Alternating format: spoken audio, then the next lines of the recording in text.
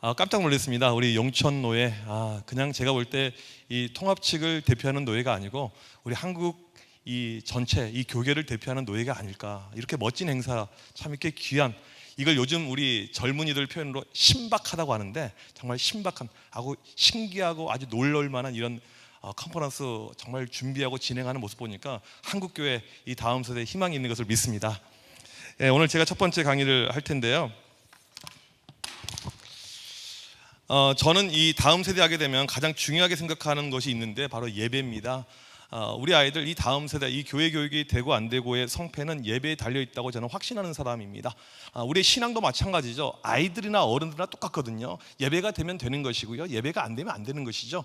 지금 우리가 이 코로나 시국에 힘들어하는 것이 무엇입니까? 예배가 무너져서 힘들어하는 것 아닙니까? 제가 이 애들 사역할 때 어느 정도였냐면요, 상당히 큰 본당에서 아이들 매주 예배를 드렸는데 문을 걸어 잠그고 예배를 드렸어요. 그러니까 지각하는 것을요, 제 눈으로는 도저히 제가 견딜 수가 없어가지고 문을 걸어 잠그고 이렇게 예배를 드렸고요. 그 다음에 예배 드릴 때 이 아이들을 카메라로 다 모니터링을 하는 거예요. 모니터링을 하다가 하루는 제가 무엇을 발견했냐면요, 중학교 1학년짜리 여학생의 예배 드리는 모습을 발견했습니다. 화면, 네, 이거예요. 네, 잠깐만, 이 얼굴이 나가면 안 되는데. 눈 안 좋은, 혹시 화면을 바로 좀 전환 시켜 주십시오. 제가 눈을 가린 줄 알았는데 이게 오픈이 되면 안 되는데 이게 이제 이 학생이 중학교 1학년짜리 아닌데 예배 시간에 화장을 하고 있는 거예요. 예배 시간에 거울을 이렇게 보고 있는 것이죠. 그 모습을 보면서 저렇게 신앙생활 하면 안 되는데 해가지고 이제 이 아이를 지도를 하기 시작을 했죠. 그래서 바르게 신앙생활하자, 바르게 해야 된다. 근데 이게 아이들이요, 이게 쉽게 잘 안 바뀌어져요. 시간이 흘렀습니다. 지금 이 아이는요 20대예요. 제가 이제 한교회에서 쭉 오랫동안 사역을 했었고 이 아이들을 오랫동안 보다 보니까 이 아이들이 어떻게 믿음 가운데 가는 것이 다 보여요. 제가 청소년 사역을 23년 했는데, 그래서 학생들 한 명 한 명에 대해서 누가 상담을 하게 되면요, 저는 23년 후에 그 아이가 어떻게 될지 대략적으로 제가 점쟁이 아니지만 하나님의 은혜 가운데 이 아이를 좀 이야기할 수 있는 부분이 있어요. 이 아이는 교회 떠났습니다. 무슨 말인지 이야기냐면요, 어렸을 때 제대로 예배 드리지 못한 아이는요 교회 떠날 확률이 상당히 높다는 것입니다. 지금 우리 이 코로나 때 보게 되면 다음 사진 한번 보여주시면요, 우리가 이제 유튜브로 많이 이렇게 예배를 드리게 되었고요. 그 다음에 여러 가지 메타버스라든지 다양한 이런 시스템을 우리가 교회에서 많이 도입을 했는데, 여러분들 교회 어땠는지 모르겠지만 제가 볼 때는 큰 효과는 없었을 거라고 생각이 됩니다. 왜 큰 효과가 없냐면요, 우리 아이들 예배는 그동안에 어떻게 만들어진 거냐면요, 자발적으로 예배 드렸던 것이 아니고 선생님이, 부모님이 끌고 와서 교회에 앉혀놓았던 예배예요. 수련회 어떻게 갑니까? 끌고 가서 부모가 신청해서 억지로 이런 아이들에게 집에서 예배 핸드폰으로 들으려고 하면 이게 되겠냐는 거예요. 이게 이루어질 수가 없죠. 저희 집에 초등학교 5학년짜리 아들이 있는데 참 훌륭한 아들입니다. 코로나 전국에도요 친구를 계속 전도한 아이예요. 훌륭하죠. 남의 집 아이라고 하니까 좀 기분이 안 좋으시나요? 얘가 정말 훌륭해요. 이제 서울은 작년에 전면 거의 비대면이어가지고 학교 가지 않고 집에서 이렇게 수업을 하는데, 얘가 한번 책상에 앉으면요 3시간 4시간 동안 움직이지 않고 집중하는, 정말 그 아버지의 그 아들 얼마나 멋진지 몰라요. 제가 너무나도 이 아이가 수업을 잘 듣고 있길래 어떤 수업을 듣는지 궁금해가지고 딱 뺄꼼 이렇게 쳐다봤더니요, 유튜브를 보고 있는 거예요. 선생님 화면 따로 있고 유튜브 따로 있고. 아니, 훌륭한 우리 아들이 이 정도면 우리 이 다음 세대 우리 아이들 어느 정도일까? 이 유튜브 통해서 예배가 제대로 가능할까? 그런 의구심이 제 안에 계속해서 찾아옵니다. 예배에서 중요한 것은요 우리의 마음입니다. 그래서 이 예배 이야기하면 그런 어떤 개념이 있죠. Heart of Worship. 이 예배의 마음 이게 중요한데, 유튜브로 그냥 현장에서 이렇게 들은 예배가 내 마음을 다하는 예배라면 상관이 없지만 그게 우리 아이들 그 수준 그 높이 거의 찾아보기 힘들다는 것입니다. 어렵다는 것입니다. 그래서 제가 이 코로나 전국에 우리 아이들 이 예배, 이 믿음 보니까 결국에는 실패했다라는 그런 결론을 내리게 되었습니다. 한국 교회는 실패했다, 다음 세대는 실패했다, 교회 학교는 실패했다, 너무나도 안타깝다, 그 결론을 내릴 수밖에 없는 거예요. 예전에 저랑 함께 이 사역했던 이 젊은 이 선생님이 계셨어요. 이분이 지금 이제 대학교 교수로 있는데 한때 이제 원양 어선을 탔어요. 하는 이야기가 뭐냐면, 목사님 제가 지금부터 20년 전에 원양 어선을 탈 때 그때 인터넷도 없었고 아무것도 없었던 시절에 제 고민은 딱 한 가지였습니다. 어떻게 내가 배를 타면서 2년 동안 이 배에서 예배를 드릴 수 있을까? 이 고민이었다는 거예요. 이분은 너무나도 예배를 드리고 싶었기 때문에 본인이 했던 방법이 무엇이냐면 2년치 설교 테이프를 구입을 해가지고요, 몇 박스를 그 배 안에 이렇게 준비해서 주일날 그 시간이 되면 혼자서 그것을 테이프에 틀고 예배를 드렸다는 것입니다. 그런 어떤 열정적인 예배가 있다면 이 시대가 코로나가 계속 장기화돼도 아무런 문제가 없지만 우리 아이들은 그런 수준이 아닙니다. 너무나도 낮은 약한 그런 수준이에요. 그래서 지금 우리에게 필요한 것은요, 이런 믿음의 회복, 이런 예배의 회복, 이게 필요해요. 제가 이번 강의를 준비하는 가운데 실은 처음에 준비했던 강의가 있는데 보니까 제가 다음 달에 예한교회를 또 와야 돼요. 똑같은 걸 두 번 할 수는 없잖아요. 보통은 이제 똑같은 거 한 10번, 100번씩 하는데, 그래서 또 여기는 선생님들도 다시 또 오신다고 그래가지고, 옛날 이 어떤 사역에 대한 이 마인드, 정말 필요한 메시지가 무엇인가 이게 준비하는 가운데 떠올랐던 영상 하나가 있어요. 그 영상이 이제 어떤 영상이냐면요, 코로나 시대를 미리 예고하듯이 한 번은 제가 주일날 있는데 눈이 너무나도 많이 내린 거예요. 눈이요. 여러분, 지방은 어떠냐면요, 서울은 눈이 오면 바로바로 제설을 하고 이렇게 움직이지만 지방 같은 경우에는요, 이 제설에 돈을 많이 투자를 안 해요. 또 지방 이 작은 도시들 같은 경우에는 애들이 얼마나 교회를 못 왔냐면요, 3분의 2가 교회를 못 왔어요. 제가 담당했던 아이들이요, 제가 혼자서 담당했던 아이들이 제적이 800명입니다. 출석이 500명이에요. 평균 출석이요. 그런데 이 아이들의 3분의 2가 못 왔어요. 너무나도 그날 가슴이 아픈 거예요. 어떻게 천재지변에 의해서, 눈에 의해서 애들이 교회를 못 올 수가 있을까? 너무나도, 그러니까 차가 안 다니고요, 뭐 택시도 안 다니고 아무것도 안 다니니까 애들이 못 나오는 거예요. 너무나도 그날 가슴이 아팠는데 그때 제 안에 있었던 발상의 전환이 있었습니다. 눈이 온다고? 예배가 안 된다고? 그래? 해볼까? 그때 제가 무엇을 했냐면요, 아이들, 그날 왔던 아이들, 그날 혼자서 힘들게 눈발을 휘짓고 왔던 그 아이들 데리고 제가 했던 것이 무엇이냐면 밖에서 같이 기도했던 거예요. 이 시간에 첫 번째 영상인데요, 한번 영상을 보여주시면 감사하겠습니다.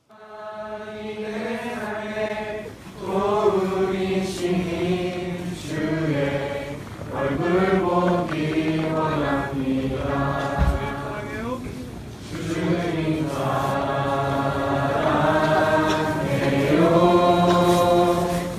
온 마음과 정성 다해 주여.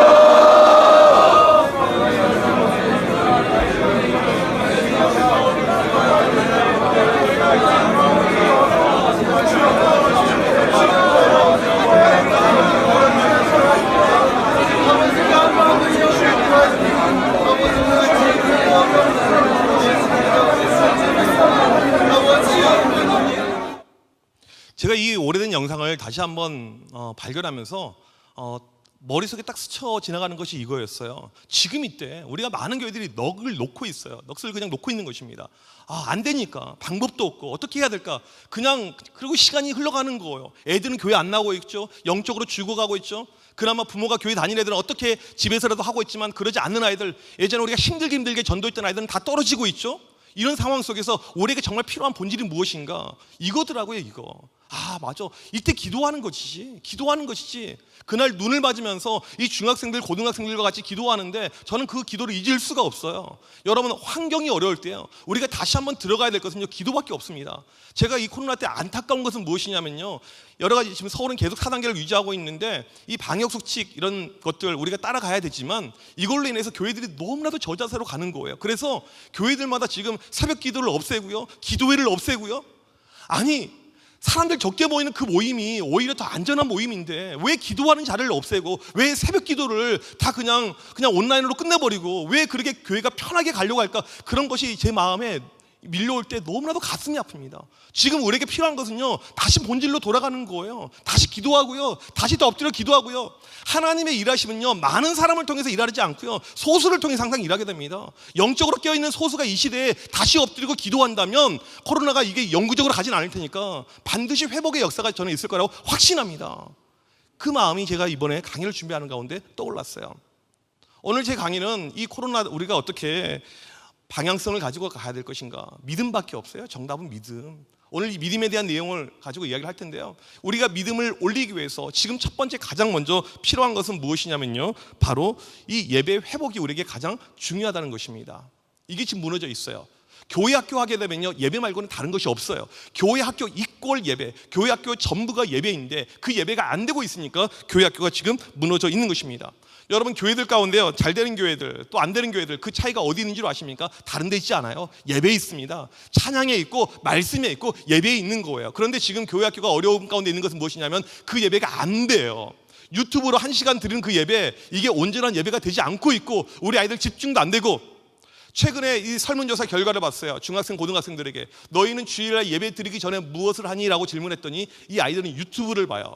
그러니까 예배 전에 이미 핸드폰으로 유튜브를 보고 있다가요, 이제 띵동 예배 시간 되면 예배를 봐요.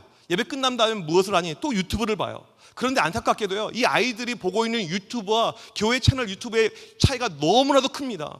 교회 것은요, 노잼, 재미없어요. 핵노잼, 정말 재미가 없어요. 그냥 어쩔 수 없이. 그래서 그 전에 보고 있었던 어떤 게임에 대한 영상이라든지 뭐 영화, 요즘에 뭐 오징어라든지, 그거랑 이 교회 컨텐츠는요 비교가 안 되는 거예요. 이게 우리 아이들의 영적인 수준이라는 것입니다. 지금 우리의 모든 관심은 어디에 있어야 되냐면, 어떻게 하면 우리 아이들 예배를 살릴 수가 있을 것인가. 제가 청소년 사역을 할 때요, 제 사역의 제1 원리는 이거였습니다. 예배였어요.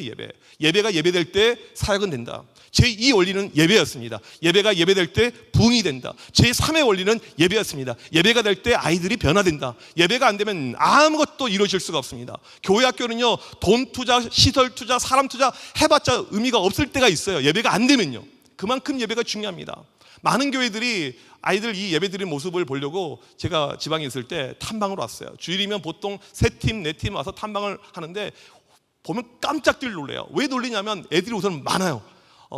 정말 제가 조금이라도 거짓말 보태지 않고요, 저희가 예배 드렸던 청소년들 예배 공간이요, 이 예한교회 본당보다 조금 더 커요. 상당히 큰 공간에서 이 예배를 애들이 드리는데 애들이 꽉 차 있죠. 그 다음에 애들이 서서 찬양하고 열정적으로 예배하죠. 그 예배가 그냥 아이들 예배가 아니고 정말 뜨거웠던, 간절했던 그런 예배였거든요. 그러니까 이게 되는 거예요. 많은 그 단체라든지 대학원생들이 와서 이제 교회가 좀 특별하게 되고 있으니까 애들 설문조사, 여러 가지 또 이 아이들 인터뷰를 합니다. 너희들 왜 이 교회 다니니? 물어봐요. 그럼 애들이 공통으로 하는 이야기가 있습니다. 예배가 좋아요. 예배가 재밌어요. 그러니까 이 아이들은요, 표현이, 어른들은 은혜라고 이렇게 이야기하지만 아이들은 재미라고 이렇게 이야기합니다. 예배가 너무 재밌어요. 예배가 너무 좋아요. 예배가 너무 행복해요. 한번 제가 기억나는데, 저희 교단에 아주 오래된 100년이 넘는 이 교회에서 한번 탐방을 오신 적이 있어요. 장로님들이요. 보고는요, 충격을 받으신 거예요. 아이들 예배, 이렇게 예배를 드릴 수가 있나? 그리고 이제 나가면서 이분들이 이제 회의를 하더라고요. 우리도 좀 바꿀까? 막 장로님들끼리 회의를 하더라. 바꿀까? 막 하는데 마지막에 선임되는 장로님이 그런 이야기를 하는 거예요. 우리 교회가 110년의 역사를 자랑하는데 어떻게 바꾸냐고. 예배는 찬송가를 불러야 되는 것이 저런 걸 부르면 안 돼. 여러분, 한국교회가 그렇게 가게 되면요, 어떠한 소망도 희망도 없게 됩니다. 이 시간에 제가 그때 우리 아이들 예배 드렸던 영상인데요, 그 영상을 잠깐 보여드리고 강의를 계속 진행하도록 하겠습니다.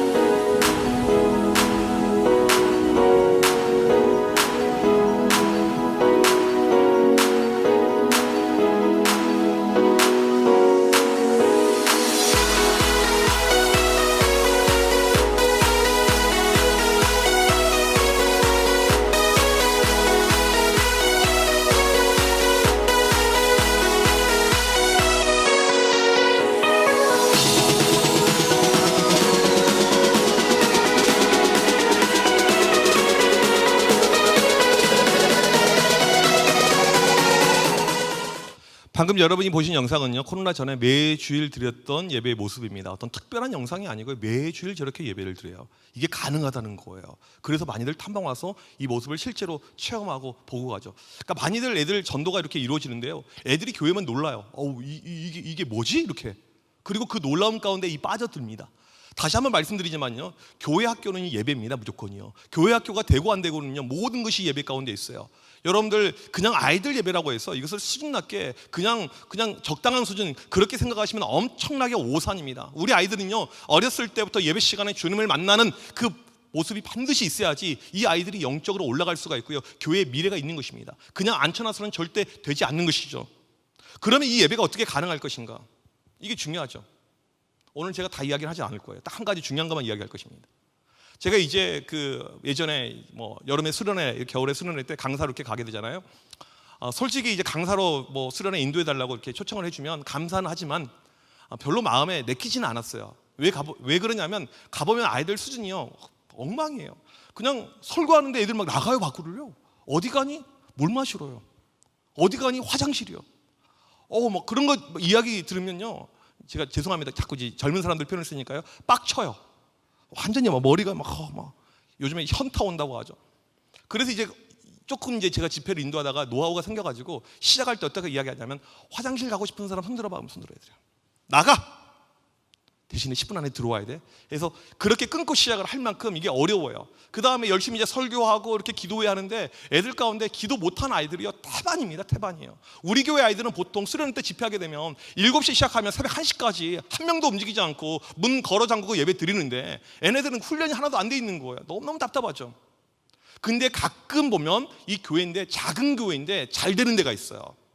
제가 한 가지 공식을 발견했습니다. 사역자가 뜨거우면요, 교사들이 뜨겁고 아이들이 뜨겁고요, 사역자가 죽어 있으면요, 교사들 아이들 다 죽어 있더라고요. 이 한 가지 공식은요, 거의 다 똑같더라고요. 이 사역자가 본인이 그 양들을 위해서 간절히 기도하고 모든 최선을 다할 때, 그때 그 영혼들이요, 몇 명 안 되더라도 희망이 있는데, 사역자 가운데 그 마인드가 없어질 때, 기도하지 않을 때 이게 안 되더라고요. 저는 이 한 번의 예배를 위해서요, 모든 것은 기도에 모든 총력을 다했습니다. 기도가 가장 중요했어요. 한 번의 예배를 위해서요, 4번의 기도회가 있었습니다. 토요일날 저녁이면요, 약 120명 아이들이 와서 예배를 준비하는 팀들의 모임이 있습니다. 마지막 시간에 애들이 하는 것이 무엇이냐면, 팀별로 기도를 해요. 주일날 아침에 예배 시작하기 2시간 전에 모여서 또 팀별로 모임하고 기도회가 있어요. 예배 시작하기 1시간 전에 저랑 같이 이 아이들이 강대상 위에 올라와서 또 같이 기도합니다. 예배 끝난 다음에 한 번의 기도회가 더 있어요. 예배는요, 기도로 만들어지는 것입니다. 교육학자들이 이런 이야기를 해요. 유치부 이상 된 아이들은 내가 드릴 예배를 위해서 기도할 줄 알아야 된다. 내일 주일이구나.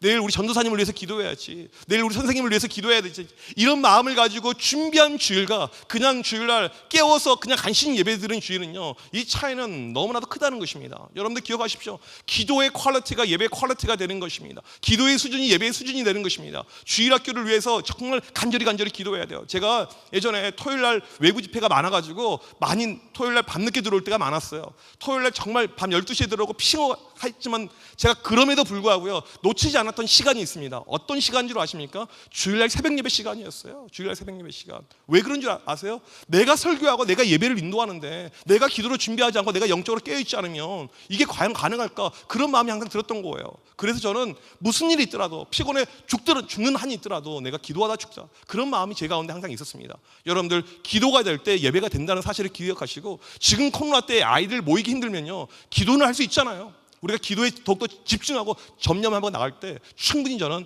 가능하다고 생각을 합니다. 두 번째로 조금 더 이제 구체적인 이야기를 하도록 하겠습니다. 이 코로나 전국 때 제가 느꼈던 아주 신앙에 대한 이 본질에 대한 부분을 고민을 많이 했는데요. 보니까 이 본질은 이 신앙의 세대 전수가 이루어져야 되는데, 이게 지금 한국 교회에 상당히 어려운 숙제이고 힘들다, 이런 마음이 들더라고요. 부모님이 교회를 다니는 가정 같은 경우에는 그래도 집에서 유튜브 볼 때 같이 보게 하고 또 이게 챙겨주고 하는데, 지금 우리의 공백이 구멍이 어디 나 있습니까? 부모님이 믿음이 약한 가정, 부모님이 믿음이 없는 가정, 부모님이 안 다니는 가정, 이런 아이들.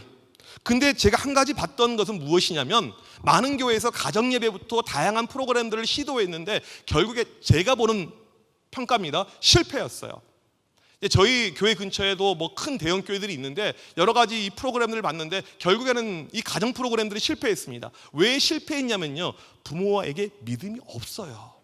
그러니까 아이들만 믿음이 없는 것이 아니고요, 부모에게 믿음이 없는 거예요. 또 부모들이 얼마나 바쁩니까? 분주합니까? 코로나 전국에 애들 챙기는 것이 많아졌습니다. 피곤하고 스트레스가 되는데 신앙까지 챙기려고 하니까 이건 도저히 따라가기가 어렵게 되는 것입니다. 그럼에도 불구하고 우리에게 중요한 본질은 무엇이냐면, 이 신앙에서 가장 중요한 것은 이 가정에 있다는 것입니다. 다음 화면 보여주시면요, 신명기 6장 말씀, 우리가 알고 있는 이 쉐마 말씀이 나와 있죠. 이스라엘아 들으라, 우리 하나님 여호와는 오직 하나님 여호와시니, 하나님을 사랑하라는 이 쉐마 말씀이 나오고 있는데요, 이 말씀 다 아실 겁니다. 유대인들이 생명처럼 여기는 말씀이 있죠. 우리는 지상 대명령하게 되면 마태복음 28장 너희는 가서 모든 족속으로 제자를 삼으라는 이 말씀을 지상 대명령으로 삼고 있는데, 유대인들의 지상 대명령은 신명기 6장이라고 합니다. 자녀들에게 신앙의 세대 전수, 하나님을 사랑하는 법을 계속해서 가르쳐 주는 것. 그러니까 성경에 보게 되면 신앙의 책임에 대해서 목사가 책임이 있다, 교사가 책임이 있다, 그런 표현은 없어요. 부모가 책임이 있다는 것입니다. 그런데 이 부모들이 힘들고 어렵고 잘 못하고 있다는 것입니다. 이게 이제 일반적인 우리의 모습인데요, 제가 아는 목사님이 있는데 하루는 교인이 새로 이렇게 등록을 하게 되었습니다. 그리고 이제 그 집을 신방을 갔어요. 이분이 이제 청소년 사역을 열심히 하시는 분인데, 신방을 갔더니 그 집에 이제 아들이, 고등학교 다니는 아들이 있는데 교회를 안 다녀요. 원래 야구 선수였습니다. 야구부였는데 몸이 다친 다음부터 야구도 않고 집에서 그냥 게임만 하고 있습니다. 근데 그때 그 엄마가 이 목사님에게 뭐라고 이야기했냐면, 목사님, 이제 이 아이는 목사님이 책임지셔야 됩니다. 이 아이는 이제 목사님 책임입니다. 이렇게 이야기를 한다는 거예요. 이게 한국교회의 일반적인 모습이죠. 아이가 영적으로 떨어지고 아이가 영적으로 힘들어하면 그 책임이 마치 교회에 다 있는 것처럼, 물론 교회가 당연히 책임을 져야 되고 목사가 책임을 져야 되지만 제1 책임은 누구에게 있냐면 바로 부모에게 있다는 것입니다. 부모가 가장 중요하다는 것입니다.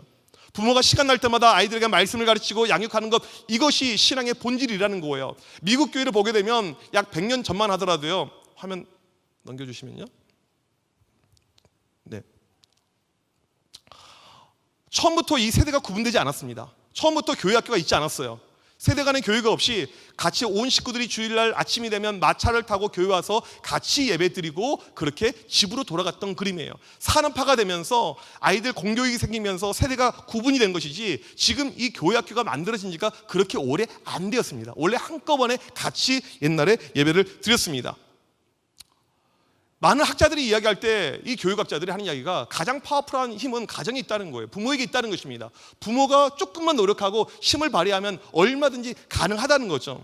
제가 미국에서 공부할 때 읽었던 책 가운데요, 이 소울 서칭이라는 책이 있습니다. 미국 노틀댐 대학교의 이 교수인데, 크리스찬 스미스가 세대에 걸쳐서 계속해서 한 벌써 30년 정도 리서치를 한 내용이 있고요. 옆에 스타 텔레그램은 제가 살던 동네에 있었던 이 주간 일간지 신문의 기사인데요, 같은 내용의 기사가 있었어요. 무엇이냐면, 부모가 아이들 삶에 터치하고 부모들이 아이들 삶에 관여하고 이 믿음의 끈을 잘 유지할 때 이 아이들의 믿음이 견고해진다라는 그런 내용이었습니다.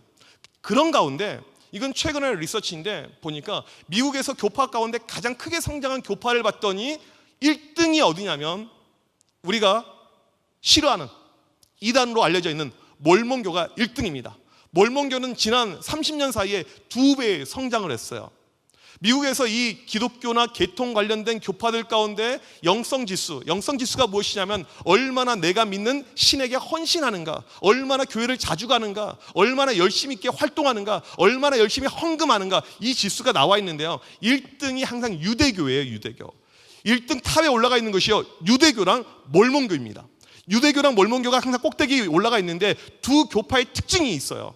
주일학교가 없어요. 교회학교라는 것이 없습니다. 예배는 무조건 같이 들어요.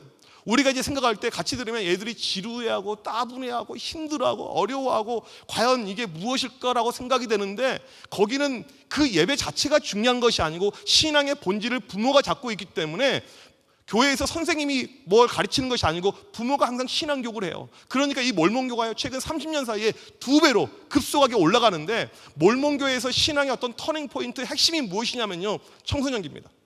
방학이면요, 쉽게 말하면 제자훈련, 이 신학 아카데미 프로그램을 진행을 해요. 그래서 우리를 말하면 조직신학 이런 것을 집중력 있게 가르치면서 교리로 엄청나게 무장을 시켜요. 여러분, 신천지의 파워가 어디에 있습니까? 이렇게 하니까 제가 신천지처럼 보이네. 이 사람들 교회에서 성경 공부 안 시키는데 엄청나게 그걸로 주입시켜가지고 구워 삼는 거 아니에요. 나중에는 내가 신천지인 거 알고도 여기 남아있는 것 아닙니까? 지금 우리 이 장로교, 우리 어떤 이 개신교에 보게 되면 이 어떤 교리의 파워가 약한데 유대교나 몰몬교가요, 가정에서 신앙으로 이것을 똘똘 뭉치게 하면서 엄청난 파워가 이렇게 생기고 있다는 것입니다. 따라서 지금 우리에게 필요한 것은요, 이제는 교회 학교가 좀 그림을 바꿀 필요가 있습니다. 그 전에 해왔던 그냥 애들하고 부모님이 떨어져 있는 교육이 아니고 이제는 애들하고 부모가 좀 함께 갈 수 있는 그런 패러다임으로 바꿀 필요가 있는 거예요. 그 이유 중에 하나가 무엇이냐면요, 작년에 우리나라 출산율 얼마인 줄 아십니까? 0.84, 27만 4천 명. 이게 우리나라 출산율입니다. 여러분, 이 출산율이 의미하는 바가 뭔 줄 아세요? 이걸 기독교 교육적으로 보게 되면 어떤 출산율이냐면요, 우리나라 교회가 지금 7만 교회 정도 되거든요. 27만 4천 명, 작년에 태어난 아이들 가운데 정말 우리가 열심히 노력하고 다음 세대에 힘써가지고 그 아이들 가운데 정말 많이 20%가 교회에 온다고 했었을 때 한 교회당 한 명이 안 돼요. 한 교회당 한 명이 안 돼요. 한 교회당 한 명이 안 돼요. 이게 의미하는 바가 무엇이냐면요, 앞으로 대형 교회를 빼고는요, 교회 학교가 다 없어진다는 이야기예요. 대형 교회 빼고는요, 큰 교회 빼고는요, 교회 학교는 다 없어진다는 이야기예요. 무슨 말이냐면 하고 싶어도 못해요. 아니, 목사님 우리 교회는요 유치부가 한 명밖에 없어요. 목사님 우리 교회는요 유년부가 2명이에요.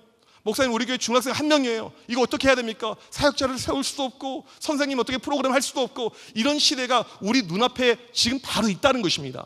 이때 우리 가운데 반드시 대안이 필요해요. 그래서 필요한 것이 무엇이냐면, 화면을 보여주시면요, 패러다임의 전환이 필요해요. 네, 백 뒤로요. 앞으로 뒤로 좀 넘겨주시겠어요? 뒤로요. 네, 감사합니다. 패러다임의 전환이 필요하다는 것입니다. 예전에는 북치고 장구치면 애들이 교회로 끌어모을 수가 있었습니다. 전도가 쉬웠어요. 아까 제가 초반에 저희 아이가 친구들 전도했다고 이야기하는데, 서울 도심에서요 친구들 전도하는 거요 정말 힘듭니다. 부모 허락을 다 맡아야 돼요. 코로나 전국에 부모가 허락을 해줘야 돼요. 어떻게 애들 교회로 온 줄 아세요? 부모가 다 라이드 해줍니다. 차로 다 픽업해가지고 모셔다 드려요. 이게 요즘에 아이들의 가치입니다. 옛날에는 애들이 집에 많으니까 어디라도 사라져 있으면 부모로는 땡큐예요. 교회 가면 좋아요. 교회 가면 좋은 프로그램 있죠. 교회 가면 사람도 만들어주죠. 교회 가면 애들이 간식이라도 하나 받죠. 얼마나 좋았습니까? 이제는요 아이들이 귀해요. 할아버지 할머니한테도 귀한 소중한 손주들이고요, 가정에서도 귀합니다. 함부로 교회 보낼 필요가 없어요. 주일날 되면 축구 클럽 보내야 되죠. 다른 거 가족들 모임 가야 되죠. 교회를 왜 갑니까? 이러한 시대가 계속 우리에게 더 많이 크게 올 텐데, 과거처럼 그냥 교회 학교 이 시스템만 가지고는 우리 가운데 한계가 많이 있다는 것입니다. 그래서 새로운 방법들, 새로운 대안이 필요하다는 거예요. 제가 이제 담임으로 부임한 지가 한 2년 정도밖에 안 됐어요. 그래서 부임과 동시에 저에게 찾아온 것이 코로나입니다. 그래서 어떤 사람들은 제가 코로나를 데리고 부임을 했다고 그렇게 이야기를 해요. 그러니까 저는 저희 교인들을 100% 한 번 다 본 적이요 없는 것 같아요. 네. 뭐 초반에는 좀 괜찮다가 대신방 하고 있을 때 이제 코로나가 이렇게 오게 되었는데, 저희 교회가 역사가 73년 된 교회입니다. 역사와 전통을 자랑하는 교회예요. 저희 교회 일대 목사님 같은 경우에는요, 통합과 합동이 갈리기 전에, 나누기 전에 이미 총회장을 하셨던 분이고, 그 다음에 뭐 이 총신대를 만드신 이런 또 설립자 중에 한 분이시고 해서 이 교회가 상당히 이제 어떤 자부심, 이 프라이드가 강한 교회이죠. 이제 73년 제가 6대 목사인데 보니까 한 지역에서 이사도 안 가고 73년 있었다는 것은요, 이건 엄청난 고령화가 되었다는 그런 의미거든요. 제가 처음에 와서 보니까 와, 정말 흰 색깔이 너무나도 많아요. 교회. 흰 색깔이 너무나도. 그리고 이렇게 교회에서 보니까 우리 이제 연세 드신 이렇게 권사님들 이런 분들 참 이제 좋아요. 정말 그 믿음의 자리를 지켰고 얼마나 대단하고 얼마나 훌륭하신지 몰라요. 근데 저희 교회는 어떤 교회냐면요, 80대 권사님들끼리 따로 모임이 있고요, 70대 또 따로 있고요. 이렇게 서로 안 친해요. 서로 자기들의 그룹이, 이 패밀리가 상당히 큽니다. 요즘도 교회 청소 주일 토요일 날 70대 권사님들이 본당은 맡아서 이렇게 다 닦으세요. 얼마나 멋있는지 몰라요. 제 앞전 저희 원로 목사님께서 27년 전에 부임을 하셨을 때 교회 60년사에 그런 글을 남기셨더라고요. 27년 전이에요. 청암교회는 너무 고령화됐다. 27년 전에. 아니 저는 어떻게 목회하라고요? 제가 부임해서 보니까 교회 이게 서열을 쭉 보는데 100세 넘으신 분들이 생존한 분들이 여러분이 계세요. 현재도 1등이 105세.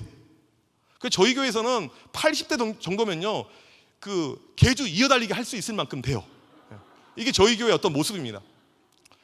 이런 상황 가운데 하나님 여기서 어떻게 목회를 해야 됩니까? 이게 이제 제 딜레마였죠. 어떻게 보면 다음 세대 사역, 가장 일선에서 가장 젊은 아이들과 사역하다가 하나님 왜 이런 교회로 저를 보내셨습니까? 이런 어떤 퀘스천이 들잖아요. 근데 이런 마음이 들었어요. 여기서 되면 다 되겠구나. 여기서 되면 다 되겠구나. 서울 도심은요 갈수록 이 고령화가 됩니다. 도심 공동화 현상이 커지기 때문에 우리 젊은 교인들은요 교회 근처에 아무도 안 살아요. 사는 사람이 별로 없습니다. 다 경기도권에서 이렇게 주일날이면 넘어오는 구조고요. 노인들이 교회 근처에 있고요. 교회 근처에 아이들도 없고요. 예전에는 초등학교 20클래스였는데 지금은 3클래스밖에 안 남아있고요. 이런 모습이라는 거예요. 그런 가운데 어떻게 이 목표를 돌파를 해야 될까 이런 고민이 들었습니다. 아마도 저랑 비슷한 이런 고민 가운데 있는 분들이 많이 있을 거라고 봅니다. 제가 그때 목회를 이제 준비하면서 화면 다시 한번 보여주시면요, 모토로 삼았던 목회 철학의 말씀이 마태복음 22장 32절 말씀이었습니다. 나는 아브라함의 하나님이요 이삭의 하나님이요 야곱의 하나님이로다. 보니까 저희 교회는 3대가 함께 신앙생활을 해요. 주일날은 예배만 드리는 공간이 아니고요, 서로 인사하고 안부를 묻는 시간입니다. 경기도권에 살던 자녀들이 서울로 와서 예배드리고 끝나고 3대가 같이 식사를 하고 같이 안부를 묻고 가족 모임을 하는 그런 어떤 구조예요. 이 부모 세대가 원하는 것은 딱 한 가지더라고요. 자녀들이 이 교회에 계속 남아서 믿음 생활 잘하는 거. 이것이 부모들이 원하는 마음이더라고요. 저희 교회 이제 오래된 교회다 보니까 장로님들의 50%가 2대째 장로를 하고 있어요. 아버지에 이어서. 이것을 아주 큰 프라이드로 이렇게 여기고 있고요. 이게 제가 당회를 이렇게 해보니까 상당히 장점이 많아요. 장로님들이 수준이 상당히 괜찮아요. 아버지 때부터 이어서 오니까. 신앙의 세대 전수 이야기를 제가 꺼냈더니 우리 장로님들이 쌍수를 들고 환영을 했어요. 목사님 바로 이겁니다. 우리 교회에 필요한 것은 이겁니다. 제가 도심권에 있는 교회들 몇 군데 이 이야기를 했더니 다들 목사님들이 맞습니다 목사님, 이것만 이루어진다면 여한이 없겠습니다, 이런 이야기를 하더라고요. 그러면 어떻게 신앙의 세대 전수가 가능할 것인가? 이제 구체적인 방법이 좀 필요하잖아요. 키는 부모입니다. 부모가 가장 중요해요. 어차피 한꺼번에 교회를 오니까 어떻게 부모랑 같이 움직일 수 있을까 해가지고 제가 3가지 4가지를 준비했는데요. 먼저 그 첫 번째가 무엇이냐면, 화면을 보여주시면, 말씀의 세대 통합이었습니다. 부임하자마자 가장 먼저 했던 것이 큐티 세미나였어요. 전 교인들 큐티를 다 가르쳐줬어요. 아이들부터 했어요. 그리고 큐티 책을 통일을 해가지고 새벽 예배 말씀도 큐티 본문이 나가고, 그 다음에 우리 영아부, 유치부, 유년부, 초등부 모든 아이들, 청년들이 이르기까지 같은 말씀을 가지고 매일 큐티를 해요. 주일날 설교도 아이들은 그 본문에서 설교가 나갑니다. 그러니까 무엇이 가능하냐면요, 부모가 이 아이가 어떠한 말씀을 읽고 있는지, 어떠한 말씀으로 설교를 들었는지 유추, 추론 모든 것이 가능한 거예요. 주일날 와서 예배 드린 다음에 식구들이 모여서 식사할 때 주일날 말씀에 대해서 같이 디스커션, 의논이 가능하더라는 거예요. 제가 한 가지만 더 프로그램을 말씀드리면요, 이걸 이제 매년 강조를 하는데 사람이 그래요. 처음에는 반짝했다가 사그러들 수가 있잖아요. 그래서 저희는 5월 달이 되게 되면요, 그 큐티 대잔치를 합니다. 아이들이 했던 큐티를 다 받아가지고요, 교회 롭에다가 쫙 디스플레이를 해요. 어떤 아이 영어 하는 아이는 영어로 큐티하는 애도 있고요. 저희 교회 청년 가운데 3개국 하는 3개국으로 막 쓴 애도 있고요. 아주 다양합니다. 이것을 쫙 교인들에게 보여주고요. 주일날 오후 예배 시간에 큐티 발표를 해요. 그날 예배는요, 설교 5분만 하게 되고 그냥 아이들, 어린아이부터 쭉 부모들까지 큐티 발표를 하는데요, 너무너무 재밌고요, 너무너무 은혜가 스럽습니다. 저희 교회에서 시상하는 것은 딱 2가지 시상밖에 안 해요. 전도 시상하고 큐티 시상. 이거 2개면 제가 볼 때 돼요. 아이들 다른 건 시상하지 않습니다. 전도 많이 한 거, 큐티 많이 한 거, 큐티 잘하는 거 계속해서 끊임없이 담임 목사가 강조하니까 이게 되더라는 것입니다. 말씀의 세대 통합. 2번째는 무엇이냐면요, 기도의 세대 통합입니다. 화면을 잠깐 보여주시면요, 넘겨주시면, 교회에서 가장 중요한 것 중에 하나가 아까도 제가 말했지만 기도인데요. 우리 부모 세대의 장점은 기도였죠. 교회에서 철야하고 교회에서 살고 기도하는.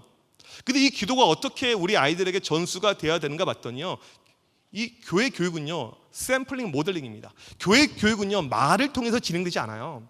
여러분들 분방 공부 이런 거 할 때 딜레마가 애들이 안 들어요. 애들이 왠지 좀 힘들어요. 말로 가르치려고 하니까 힘들어요. 진정한 교육은요 말이 아니고 보여주는 것입니다. 보여주는 교육이에요. 제가 이 교회학교 사역을 오랫동안 하면서 제 밑에 많은 후배 사역자들이 있는데, 그들이 제가 썼던 책들도 보고 했지만 결국에는요 제 모습을 그대로 카피를 하더라고요. 보여주는 거. 기도가 그거예요. 제가 지방에 있을 때 이제 제 아내가 서울로 이제 이 박사 공부를 하느라고 이렇게 왔다 갔다 좀 하는 이런 시간이 있어가지고 일주일에 하루는 그 유치원 다니는 아들을 제가 좀 케어를 해야 되는 그런 상황이었습니다. 새벽 예배 갈 때 애가 잘 자고 있는지 체크를 하고 이렇게 새벽 예배를 갔어요. 그래서 이제 항상 애가 잘 자고 있으니까 이렇게 왔는데, 하루는 새벽 예배를 드리고 있는데 느낌이 이상해서 옆을 딱 봤더니 애가 와 있는 거예요. 딱 눈을 떠봤더니 아빠가 없으니까 혼자서 5살짜리가 옷을 입고 신호 2개를 건너서 교회 온 거예요. 그 순간에 얼마나 마음이 시끄러웠는지 몰라요. 그리고 얘가 뭐 하나 봤더니 조용히 앉아 있어요. 그리고 이제 새벽 예배 말씀을 듣고 통성으로 기도하고 기도하는 시간이 있는데 어떻게 하나 궁금해서 봤더니, 저는 기도할 때 지금도 무릎 꿇고 기도하거든요. 이게 습관이 돼가지고 저는 무릎으로 가지 않으면 기도가 안 되는 사람이어서 무릎 꿇고 기도하는데, 우리 아들이 옆에서 무릎 꿇고 기도하더라고요. 저는 기도할 때 무릎 그냥 이제 조금 모르신 분들은 계속 무릎 1시간 이상 꿇고 있으면요 쥐가 나요. 목사님 못하겠어요. 쥐가 나요. 무릎이 아파요. 이건 이제 노하우가 없어서 그래요. 그 허리 반동을 계속해서 하게 되면요 절대 쥐 내리지 않습니다. 이제 아시는 분은 아실 거예요. 그래서 이제 허리가 왔다 갔다 이렇게 왔다 갔다 계속 해요. 기도하다 보면요. 근데 보니까 이 아이가 그렇게 하고 있어요. 끝나고 나서는 물어봤어요. 너는 무엇을 위해서 기도했니? 라고 물어봤더니 이번에 친구들 전도해야 돼서 전도를 위해서 기도했다는 거예요. 우리 아이들에게 지금 우리가 보여줘야 될 것은 무엇이냐면 기도하는 것을 자꾸 보여줘야 됩니다. 말로 교육하는 것이 아니고 보여줘야 되는 거예요. 아까도 말씀드렸지만 저희 교회 젊은 교회들은요 교회 근처에 살지 않기 때문에 주중 프로그램 하기가 상당히 어렵습니다. 주일날 한 번 오는 것, 이게 거의 대부분인 경우가 상당히 많아요. 이런 환경 가운데 전 교회가 한 자리에 모여서 기도해야 되는데 어떻게 해야 될까 하다가 매달 첫째 주 토요일이 되게 되면 새벽 예배 때 이때는 우리 한번 다 옵시다 해가지고 경기도권에서 다들 애들 데리고 다 옵니다. 오면 제가 그날은 애들 한 명씩 안수기도 다 해주고요. 또 끝나고 나갈 때 또 돌아가면서 간식 쏘면 간식 하나씩 가지고 집에 가면서 먹을 수 있게끔 다 해주고요. 이제 그렇게 하는데, 첫 번째 이 프로그램을 한 날이었습니다. 제가 아직도 기억나요. 이 예배는 그냥 어른들 예배에 아이들 동참시키는 것이 아니고 예배의 수준을, 예배의 문턱을 낮춰서 이 아이들이 부담 없이 참여하자. 말씀도 유쾌하고 재밌고 그냥 찬양하고 기도하고 그냥 딱 끝나는 심플한 예배로 가자. 그렇게 디자인을 해서 준비하는데, 신방을 하다가 교회 근처에 사는 권사님이 그러세요. 목사님, 제가 지난주에 새벽 예배를 갔는데 깜짝 놀랐어요. 40년 동안 청암교회를 다니면서 그렇게 많은 수가 모여 있는 것을 처음 봤습니다. 그런 거예요. 그러니까 이분이 목사가 처음 부임해가지고 이 프로그램을 새롭게 시작하는데 혹시라도 힘이 딸릴까봐, 혹시라도 실족할까봐 새벽 예배 안 나오시는 분인데 일부러 나와준 거예요. 나왔더니 본당에 애들부터 왁작지가 꽉 차 있는 것입니다. 지금 저희가 매달 이렇게 새벽 예배를 하고 있는데 이게 교회 하나의 전통이 되고 하나의 좋은 문화가 되어서 함께 기도하는 자리, 아이들은 어른들이 기도하는 모습을 계속해서 보면서 믿음이 자라는 그 모습, 이게 지금 저희 교회에 계속 진행이 되고 있습니다. 세 번째로 보게 되면 세대통합 예배입니다. 저희가 이제 절기 때마다 세대통합 예배를 드려요. 제가 그런 마음이 든 거예요.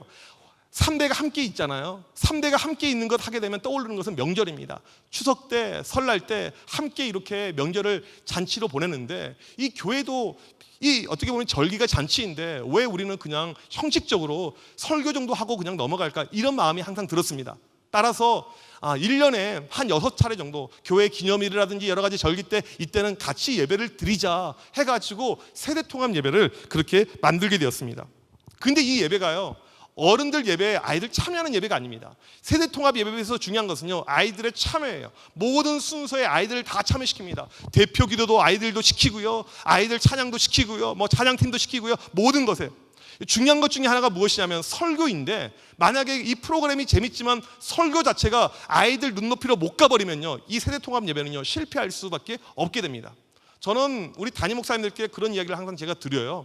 세대통합 예배 자주 드리는 것 아니지만 한 번씩 들을 때 목사님 타임은 뭐 광고도 있고 축도도 있고 많이 있으니까 그때 아이들 눈높이에 대해서 설교가 자신 없으면 그날은 부교육자들 시키십시오. 그런다고 해서 목사님 권위가 사라지는 것도 아니고 목사님의 존중이 사라지는 것도 아니고 아무튼 이 아이들의 눈높이에 맞춰서 가는 예배여야지 이 세대통합 예배가 가능합니다. 지금 그렇게 절기 때마다 하고 있는데 중요한 것은 무엇이냐면요, 누가 좋아하는 줄 아세요? 1번 노인들이 그렇게 좋아해요. 평소 때는 자기들끼리 하얀 무리들만 예배 드리다가 젊은 무리들이 함께 오니까 너무너무 좋아요.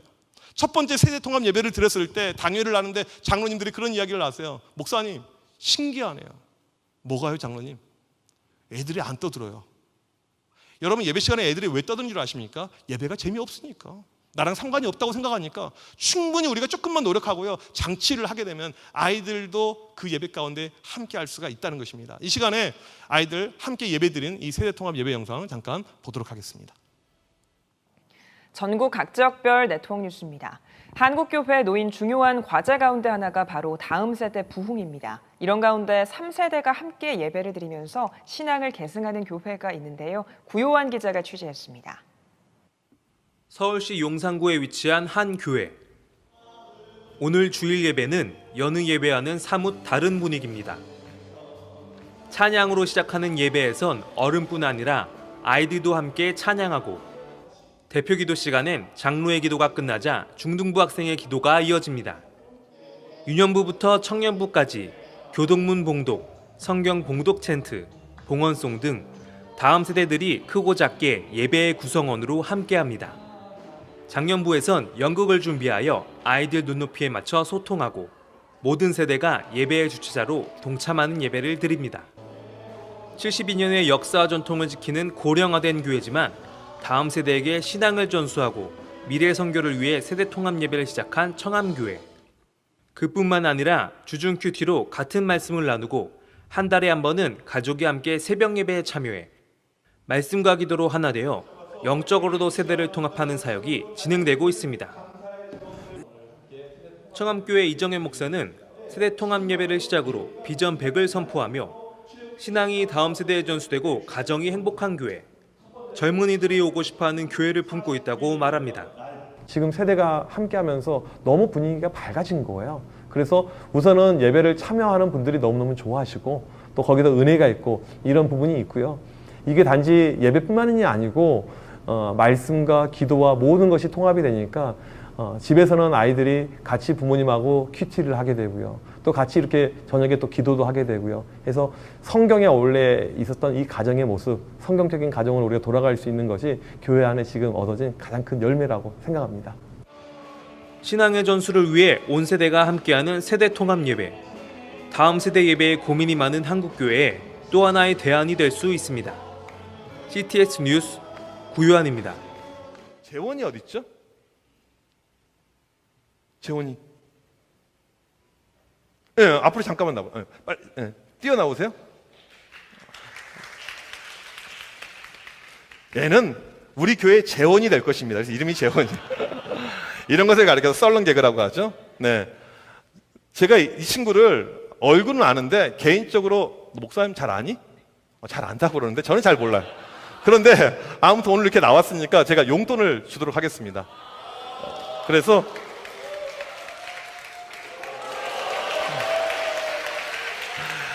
어떤 분은 이거 끝나고 뺏을 거다 생각을 하는데 저는 절대 그런 사람은 아닙니다. 네. 들어가 이제 들어가세요. 재원아 잠깐만. 다시 와봐. 너 혹시 5,000원 있니? 5,000원? 목사님 그거 주면 안 돼? 나 가져도 돼? 혹시 기분 나쁘니? 기분 더럽니? 현재 기분 상태가 어때? 좋아요. 얼마나 좋아? 표현하기 힘들 만큼. 네, 들어가세요. 네, 들어가세요. 박수. 네. 제가 방금 설명한 것이 무엇이냐면요, 이게 11조라는 겁니다. 하나님께서 다 주셨어요. 우리는 내가 얻었다고 생각합니다. 내가 노력했다고 생각해요. 내가 일했다고 생각합니다. 그리고 내 것이라고 생각하는 가운데 이것을 드리려고 하면, 바치려고 하면 아까워요. 이게 불신앙이라는 것입니다. 하나님께서 주셨기 때문에 다시 하나님께 얼마? 10%만 되돌려 드리는 것, 페이백 시키는 것, 이것을 가리켜서 11조라고 하는 거죠. 그래서 11조를 할 때 아까 쉽게 말하면 어디 갔지? 얘가 준 게 이게 11조예요. 이걸 줄 때 재훈이 표정 보셨어요? 기분이 뜨거웠습니까? 더러웠습니까? 기뻐요. 와, 오늘 교회 왔더니 게이득. 이게 아이들 전문 표정으로 매우 매우 좋다. 너무너무 좋은 거예요. 왜? 생각지도 않은 돈. 애들이 보면서 저거 내가 나갔어야 되는데, 내가 갔어야 되는데. 11조라는 것은요, 들을 때 이런 기쁜 마음이 생기는 것이 11조라는 거예요. 와, 내가 드렸네. 또 이렇게 주셨네. 어떤 분들은 11조를 축소를 시킵니다. 이게 뭐냐면요, 하나님 저에게 조금만 주세요. 이것을 이야기하는 것과 동일한 모습이라는 것입니다. 네, 11조 설교를 저렇게 했어요. 애들 5만 원을 그냥 공짜로 주면서 5천 원을 다시 달라고 해서. 그래서 처음부터 다 제 거였잖아요. 하나님의 것이었다. 이게 이제 아이들도 공감이 되고, 애들은 설교 참여를 시키잖아요. 그러면 서로 나가고 싶어요. 저번에는요, 제가 이 과자 백팩 6만 원짜리를 만들어 가지고 했는데, 그거 서로 하여튼 애들 막 싸움 날 뻔한 적도 이렇게 있어요. 그만큼 아이들 조금만 우리가 노력하면 이 아이들 참여하고 그러면 참 재밌고요. 그렇지만 이 메시지가 충분히 우리 아이들 깊이로, 어른들 깊이로 가게 됐을 때 모든 세대가 공감하면서 충분히 예배가 가능하다는 것입니다. 이 세대 통합 예배, 제가 여기에 대한 이야기를 많이 드리고 싶지만 시간이 없기 때문에 책을 하나 소개를 하면요, 제가 쓴 최근에 책이 있는데 이 주일학교 체인지라는 책에 제가 여기에 대한 모든 것은 다 담겨놨으니까 혹시 필요하신 분들은 인터넷이라든지 기타 등등을 통해서 구입을 하시면 되겠습니다. 마지막 세 번째입니다. 정말 이때 우리에게 중요한 것 한 가지 믿음에 대해서 말씀을 하자면요, 바로 이 영원 사랑에 우리가 다시 한번 집중을 하는 것, 이것이 가장 큰 본질이라는 것입니다. 우리의 관심이 어디에 있는가, 이것을 우리가 다시 한번 이 시대에 고민하고 여기에 집중할 필요가 있다는 것입니다. 제가 이제 작년에 일인데요, 목양실에 이렇게 있는데 바로 밑에서 아이들이 상당히 시끄럽게 떠들어요. 보니까 그때 그 기간이요, 이 코로나 가장 최상위 단계로 학원도 안 가고 학교도 안 갔던 그런 그때였습니다. 애들이 이제 답답하다가 못 사니까 이제 집 밖에 나와서 동네 애들끼리 모여서 막 떨들이 노는 거예요. 저희 교회 지하 주차장 내려가는 거기 길목이요, 그늘져 있고 딱 좋은 장소거든요. 제가 창문을 열고요, 야 자식들아 조용히 해. 그렇게 했을까요? 바로 우리 이 유년부 담당 교육자에게 연락해가지고 지금 물고기들이 그물 안에 들어와 있으니까 과자를 사들고 빨리 나가라고. 바로 이제 제가 SOS를 쳤어요. 그리고는 이분이 나가가지고 애들 과자 하나씩 사주고, 너희들 여기서 놀지 말고 위험하고 할 수가 있으니까 교회 안에 들어오라고. 교회 안에 들어오면 에어컨도 돼 있고 와이파이도 되고. 그래서 시작된 이 아이들이요, 매일 와요.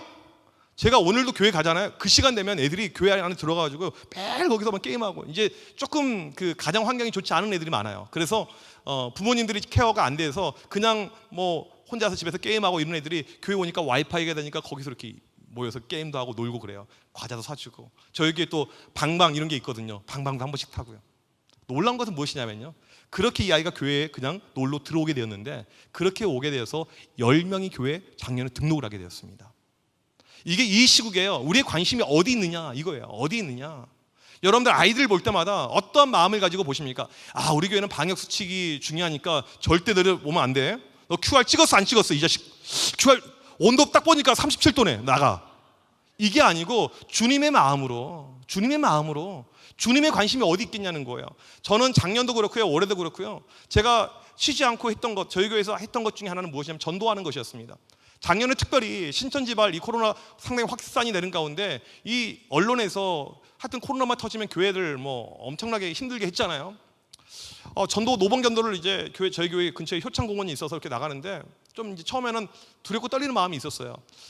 사람들에게 욕 먹으면 어떡할까, 누가 뭐라고 하면 어떡할까, 그런 마음이 있었어요. 전도를 하는데 이제 작년 봄이에요. 한 명한테도 욕 안 먹었습니다.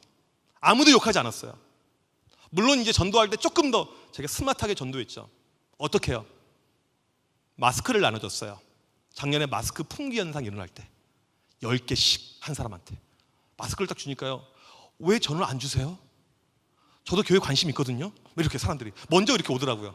그러니까 충분히 우리가 이 시대에 조금만 마음을 가지고 관심을 가지게 되면 그 영혼들을 우리가 접근하고 갈 수가 있다는 것입니다.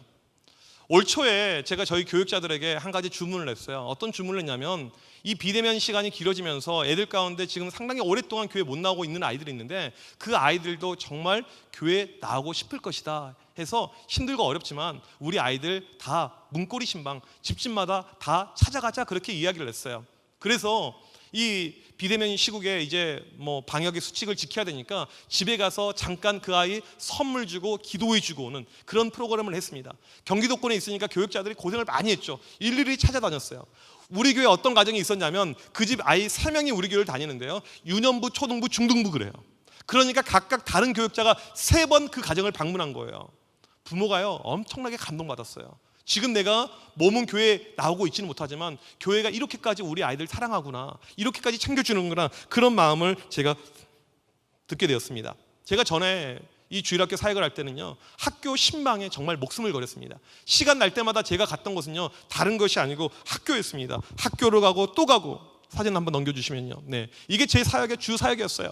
저는 청소년 사역자로서의 제 정체성은요 아이들 만나는 것이었습니다. 청소년 사역자는요 교회에 남아있으면 절대 안 되거든요. 아이들 있는 곳으로 가야 돼요. 화, 수, 목, 금 점심마다 아이들 만나러 또 만나러 계속해서 갔습니다. 그 결과가 무엇이냐면요 이 아이들 부흥이에요. 열매입니다. 계속해서 하나님께서 보내주세요. 하나님께서 우리에게 찾고 있는 마음 한 가지가 이것이라고 봐요. 네가 영혼들, 아이들 얼마나 사랑하니, 얼마나 사랑하니 한번 너의 행동으로, 너의 행함으로 한번 보여봐라. 내가 그러면 인정해주겠다, 이것입니다. 물론 학교를 찾아가는 것이 쉬운 일이 아닙니다. 때로는 핍박도 있고 때로는 어려움도 있고 여러 가지 방해 요소 있었지만 여러분, 우리가 하나님의 일을 할 때 어떤 내 부귀영화, 내 안위, 내 편리, 이것 때문에 살아가지 않지 않습니까? 하나님의 나라를 바라보면서 하나님의 그 영광을 바라보면서 하는 것이 하나님의 일하심이죠. 그런 가운데 많은 영혼들이 이렇게 왔어요. 1년을 돌이켜보니까 전도 집회 때는 진짜 애들 많이 와서 전도 집회 때 온 애들 빼고 평소 때 온 애들 1년 동안 새로운 아이들이 보통 한 300여 명 정도 이렇게 새신자가 되었습니다. 이건 제가 낸 데이터가 아니고 어떤 분이 저희 교회 아이들이 워낙 많으니까 이 목회학 박사 팀이 논문을 쓰는데 저희 교회 아이들을 대상으로 논문을 썼어요. 학교 신방, 학교 사역. 거기서 제가 놀라운 데이터를 발견했습니다. 저희 교회 처음 온 아이들의 75%가 제가 학교에서 만났던 아이들이에요. 여러분, 교회에서 가만 기다리고 있으면요 절대로 이 아이들 올 수가 없습니다. 코로나 때 제가 아는 교회는요 주일학교가 2배로 부흥한 교회가 있어요. 지방에 있는 교회인데요. 제가 그 친한 목사님인데 이야기하는데 그래요, 그 목사님이 애들이 학교도 못 가고 학원도 못 가고 너무너무 답답해서 교회를 열어놨더니 다 교회로 와버렸다는 거예요. 거기 뭐 수련회도 열심히 하고 뜨겁게 하고요. 여러분, 이때 우리가 자꾸 소극적으로 위축되게 가게 되면요 안 됩니다. 우리에게 필요한 것은요 적극성이에요. 물론 방역 수칙을 지키면서, 저는 그래서 백신도 엄청나게 일찍 맞았어요. 남들 그 맞으면 죽은다고 할 때 아스트라제네카 그거 6월 달에 맞고요 살아났어요. 제가 그때 믿음을 가지고 어떻게 했냐면요, 제가 금요일날 백신을 맞았거든요. 설교를요 목요일날 완성을 해놓고요 뭐라고 설교에 써놨냐면, 제가 이미 써놨어요. 저는 백신을 맞았지만 조금도 아프지 않았습니다. 이미 설교 온 거를 완성해놓고 금요일날 백신 맞고요 아무런 증상이 실제로 없었어요. 주일날 그대로 온 거 읽었어요. 교회를 보호해야 되니까 우리 교육자들 8월 안에 전체 다 맞았어요. 일찍. 하여튼 수단과 방법을 가리지 말고 무조건 맞고, 하여튼 사람 만나지 말고 오늘 안전하게 가고, 이런 우리가 방역의 수칙은 잘 지켜야 되지만 그러면서 동시에 아이들 영혼들 향한 관심들, 사랑들, 이것이 반드시 우리에게 필요하다는 것입니다. 제가 학교 사역에 대해서 이건 역시 시간이 없어서 죄송합니다. 자꾸 책을 소개했어요. 애들을 학교를 부탁해라는 책을 최근에 쓰게 되었는데요. 이 책 안에 보게 되면 학교 사역을 어떻게 했는지, 어떻게 학교를 들어갔는지, 어떻게 학교에서 열매가 있었는지, 학교에서 어떤 역사가 일어난지, 그런 내용들이 다 남겨져 있습니다. 아이들을 계속 만나다 보니까요 이게 믿음이란 것이 자꾸 정가가 돼요. 사역자가 가지고 있는 이 열정이 아이들에게 정가가 되어서 이 아이들이 믿음이 커지게 됩니다. 처음에는 학교에서 만났던 거였는데 그걸로 그치지 않고 이 아이들의 믿음을 올려가는 거예요. 우리에게 지금 필요한 것은 무엇이냐면요, 우리 아이들을 향한 신앙의 스탠다드를 높이는 것입니다.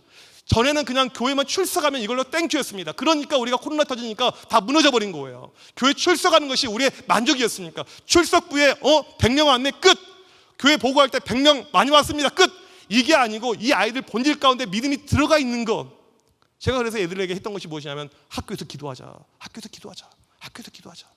왜 애들에게 학교에서 기도하자라고 이야기를 했냐면, 애들이 신앙생활을요 이순신 장군처럼 해요. 이순신 장군처럼 내가 교회 다니는 것을 아무에게도 알리지 말라. 학교 가서 이렇게 애들 만나면 너 교회 다녔어? 다른 애들이 물어봐요. 애들이 그래요. 급식 먹을 때 애들이 기도를 못합니다. 급식 먹을 때요. 좀 믿음 있는 아이들은요, 양심에 가책이 있는 아이들은요, 숟가락을 떨어뜨리면서 주우면서 아멘. 이게 아이들의 수준이에요. 신앙은요, 믿음은요, 빛과 소금이죠. 드러내야 돼요. 어둠을 밝히는 빛, 맛이 없는 것에 맛을 드러내는 소금, 이게 믿음이죠. 학교에서 애들이 기도하면서 어떤 일이 발생했냐면 욕 못해요. 이제는요, 학교에서 애들이 음담 패설 못합니다. 신앙이 드러나거든요. 믿음이 드러나거든요. 이런 영적 강성이 우리에게 지금 다시 한번 필요하다는 것입니다. 그렇게 해가지고 제가 이 아이들 그냥 교회 다니는 걸로 그치지 않고 기도하자 했더니 고등학교에서 이 기도 운동이 시작이 되었어요. 애들이 기도하자. 학교에서 야자 끝나고 애들이 기도 모임이 만들어졌고요. 이 기도라는 것은요, 불길입니다. 타오르기 시작해요. 옆으로 전가가 됩니다. 옆에 학교로 가고요, 또 옆에 학교로 가고요, 중학교로 내려가고요, 그 다음에 초등학교로 내려갔어요. 제가 있을 때 초등학교 가운데 10몇 개 학교가 애들이 기도 모임을 하는 거예요. 점심때 자기들끼리 벤치에 모여서 교회에서 가이드 준 걸 가지고요. 우리 아이들 믿음은요, 올라갈 수가 있습니다. 이 코로나 때 우리는 예배 드리는 것 하나 이것만 보고 있는데 훨씬 더 다른 이상, 다른 목표를 잡아야 돼요. 우리 아이들 기도하게끔 만들어야 됩니다. 이 시간에 마지막 영상인데 이 영상, 기도하는 영상 보도록 하겠습니다.